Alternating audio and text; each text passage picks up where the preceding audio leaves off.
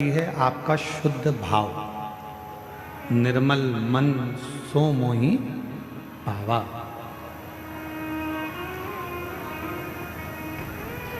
आप जितने शुद्ध भाव से भगवान शंकर की भक्ति करोगे, जितने शुद्ध भाव से भगवान को भजोगे, भगवान उतने ही आनंद से आपको मिलेगा।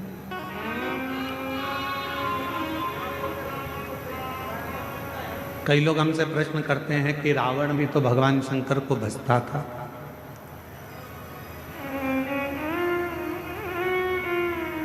रावण भी तो भगवान शंकर का भजन करता था। रावण भी तो शिव जी का स्मरण करता था, शंकर का भजन करता था, शिव नाम को जपता था।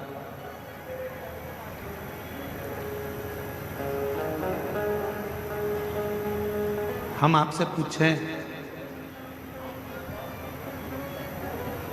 बाबा वैद्यनाथ जी की भूमि पर आप बैठकर कथा सुन रहे हो।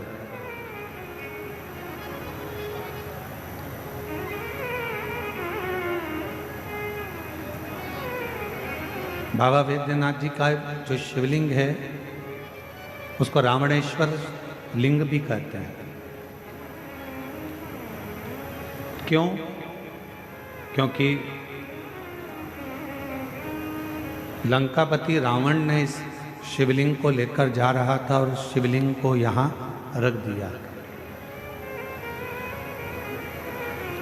इसलिए लोग इसको बाबा वैद्यनाथ जी को रावणेश्वर लिंग भी कहते हैं।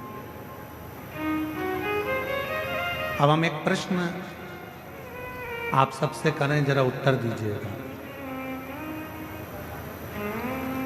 रावण शिव जी की पूजन करता था कि नहीं करता था? जम के बोलो। करता था। रावण भगवान शंकर की स्तुति करता था कि नहीं करता था? भगवान शंकर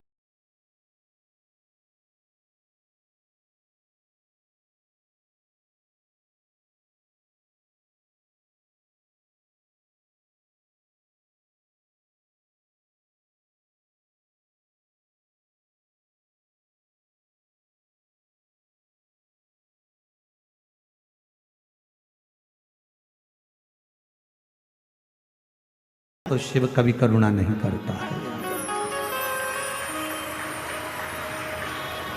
आज का जमाना बड़ा ताऊ का है। जरा सी देर में कोई ताऊ दिला देता है कि तुम्हारी तो इतनी पहचान है, तुम ये नहीं कर सकते। अभी ताऊ आ गया, अभी लगाता हूं फोन, अभी हो जाता है।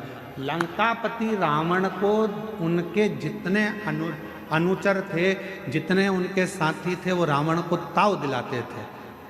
हे रावण, तू तो शंकर जी को भजता है, हमने सुना है कि शिव जी से वर मांग। रावण कहता, भी देखो मैं कैलाश पर्वत को अपने हाथों पर उठाता, ताऊ में। ताऊ। शिव जी को ताऊ पसंद नहीं है, शिव जी को भाव पसंद। फिर किसी ने कहा, रावण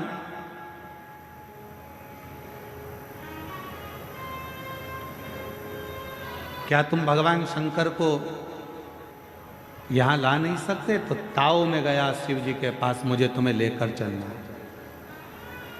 ये बाबा वैद्यनाथ जी की कथा कोई साधारण कथा नहीं है।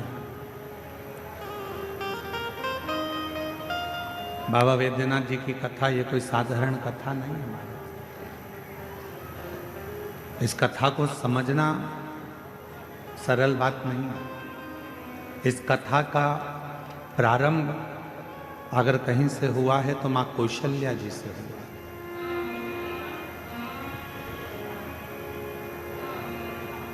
इस कथा का प्रारंभ मां कौशल्या जी से।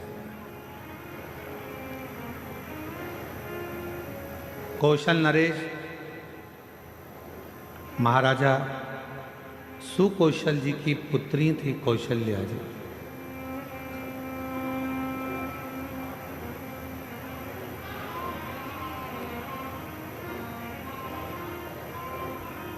और आप लोगों के तो नजदीक में है छत्तीसगढ़।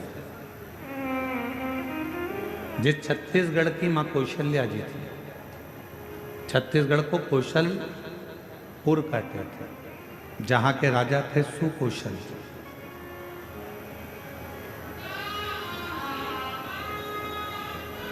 सुकौशल जी की धर्म पत्नी का नाम था अमृत प्रभा। माता कौशल्या